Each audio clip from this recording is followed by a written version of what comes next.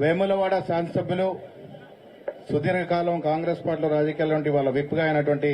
మా మిత్రుడు ఆది శ్రీనివాస్ గారు.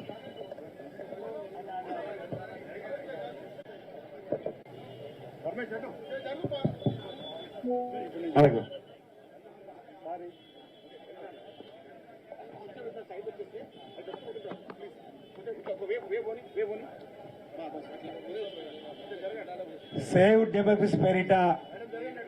రాష్ట్ర రాజధానిలో ఈరోజు జరుగుతున్నటువంటి నిరసన దీక్ష వేదిక మీద రాష్ట్ర కాంగ్రెస్ పార్టీ వర్కింగ్ ప్రెసిడెంట్ పెద్దలు మహేష్ కుమార్ గౌడ్ గారు, అదేవిధంగా పెద్దలు వి హనుమంతరావు గారు, జగ్గారెడ్డి గారు, పెద్దలు కోదండరామ్ గారు, అదేవిధంగా సుధాకర్ గారు, మా మహిళా కాంగ్రెస్ అధ్యక్షురాలు గారు, అంజన్ కుమార్ యాదవ్ గారు, వేదిక మీద ఉన్నటువంటి అఖిల పక్షాలకు సంబంధించినటువంటి నాయకులతో పాటు ఈ కార్యక్రమంలో పాల్పంచుకుంటున్నటువంటి అనేక మంది కాంగ్రెస్ పార్టీ నాయకులు, వివిధ పార్టీ నాయకులు, ఉద్యమకారులు, పాత్రికేయ మిత్రులందరూ కూడా నా హృదయపూర్వక నమస్కారం తెలియజేస్తూ ఈరోజు కేంద్రంలో ఉన్నటువంటి భారతీయ జనతా పార్టీ అవినీతి అక్రమాలకు సంబంధించిన అంశంలో కానీ ఈరోజు పేద ప్రజల పక్షాన్ని నిలబెట్టినటువంటి పార్టీల పట్ల వివక్ష చూపుతున్న అంశాన్ని ఇప్పటికే అనేక సందర్భాల్లో వేలెత్తి చూపినప్పటికీ కూడా వాళ్ళ వైఖరిని మార్చుకోకుండా ఇప్పటికే కన్యాకుమారి నుంచి కాశ్మీర్ వరకు రాహుల్ గాంధీ గారు చేసినటువంటి పాదయాత్ర వల్ల దేశ ప్రజల ఆలోచనలకు మార్పు వచ్చి రాబో ఎన్నికల్లో భారతీయ జనతా పార్టీ ప్రభుత్వం పడిపోయి ఇండియా కూటమి కాంగ్రెస్ నేతృత్వం వస్తుందని చెప్పినటువంటి ఆలోచనతోటి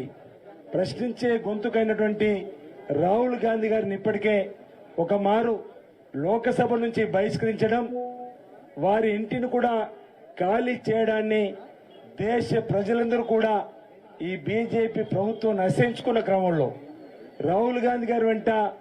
దేశం యావత్తు కూడా నిలబెట్టినటువంటి తీరులో మళ్లీ వారికి సుప్రీంకోర్టు ద్వారా లోక్సభలో సభ్యత్వం రావడం, మళ్లీ ప్రశ్నించేటువంటి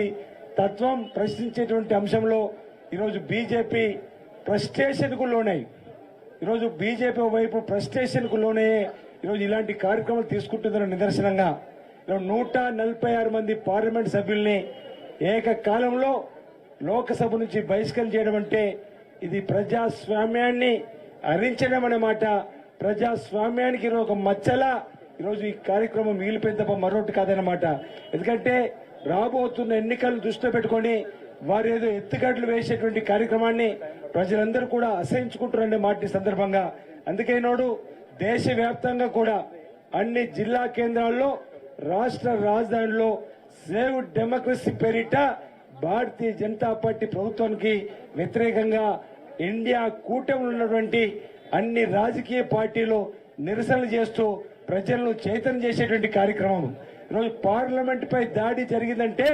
మన ప్రజాస్వామ్యం పైన, మన పైన దాడి జరిగినట్టునే కాదా? అలాంటి మరి వ్యక్తులపైన గాని, అలాంటి వ్యక్తుల్ని పార్లమెంట్ లోకి ప్రవేశించడానికి